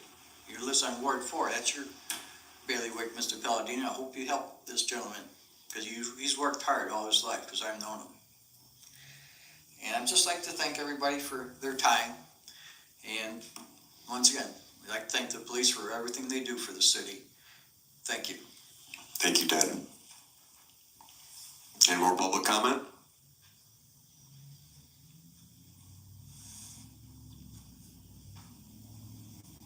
Seeing none, we'll close the podium. We've got no city manager's report tonight because Dave is not here. So, council comment. Anybody have anything? There was Hillsdale had a hostel this past week, and some pilots who were pilots that were married. They had met when they were flying for Air Canada. They stored their plane there, and they were speaking very good about how the city airport is run. So I just thought I'd throw that out there, that they were very appreciative of all their ability to be able to store their plane and all sorts of other things that were provided to them. So that's awesome. That's great news, Gary. Yes, sir. I want to thank Katie and her integrity she showed last week, Monday. I came down to see her and ask where my absentee ballot was and my wife's. And she was about to mail them out. So I said, can I have both of them? She says, you can have yours, but you cannot have your wife's. It has to be mailed. She followed the rule of the law. Well, we made a mistake. We brought them in. They were spoiled. She followed the rule of the law again, and we got it corrected. So we do have a city clerk that does follow the rule of the law with the elections. And I appreciate what you did. Thank you very much. Great job, Katie. Any more council comment? Councilman Morrissey. Yeah, I got a request from someone who lives in the city to see if we could find out whether, how much money city residents give out to the state and federal governments. And I was asked our resident economist, Councilman Wolfram, how that might be, such information might be obtained, and he suggested contacting the Mackinac Center, so I'll recommend that be done as at least a preliminary way of figuring out, because we do give a lot more money out than we ever get back, that's for sure. Thank you. Thank you, Councilman Morrissey. Any more council comment? Got one thing, the Dawn, the Friends of the Dawn and Hillsdale Renaissance are going to have the River Raisin Ragtime Review. That's July 20th. The doors open at 7, and that's at the Dawn. Drinks will be available for purchase from the Dawn's Bar. You guys have saw that the Dawn's part of the social district now, which is even more exciting, so all great stuff for the downtown. Advanced tickets are $20 per person. $300 for a reserve table, and that's 10 seats, or $120 for a reserve table of 4. Anybody have anything else? Councilman Wolfram? Well, just to add to that, it's interesting that the Dawn Theater started in 1919, and this music, ragtime music, was a transition from basically the black blues music to jazz. And this period is 1919 is when that music really came into fruition. And so it's sort of interesting that it's happening at the Dawn, which started in 1919. And there are 13 members, I guess, of the band. So it's quite a ragtime review. Is it open now, still alive? Councilman Palladino. Yeah, a couple quick comments. This was brought up several months ago about the idea of eliminating the special assessments and how no roads can be built without that, so we'll address it. The suggestion was not to take the $3 million surplus and fix one neighborhood. Right? The suggestion is that, well, the special assessment for the Westwood project was about $130,000, somewhere in that range.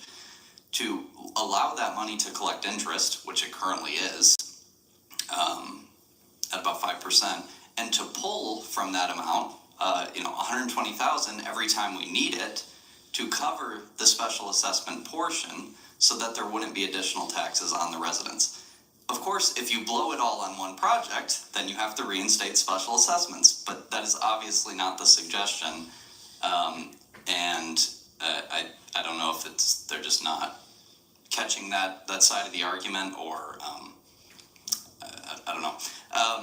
The other point is that, yes, there is not a general breakdown of law and order in the county in that the average citizen is endangered. Thankfully, we are very safe here, unless you are trying to get yourself into trouble in Hillsdale County, it seems. And that's great. But the inability to arrest people for things like failure to appear to court is actually a general breakdown of law and order in the county. That is a serious offense. That means you are simply ignoring the government. The government has no ability to enforce its laws and to punish criminals properly. So low-level things like failure to appear really do lead to things like the death of an officer. That man should have been in prison that day on multiple charges. I think that's it. Thank you. Thank you for saying that, Councilman Palladino. Any more council comment? Motion on the floor from Councilman Sharp, seconded by Councilman Morrissey to adjourn. All in favor? Any opposed? The ayes have it. This meeting's adjourned.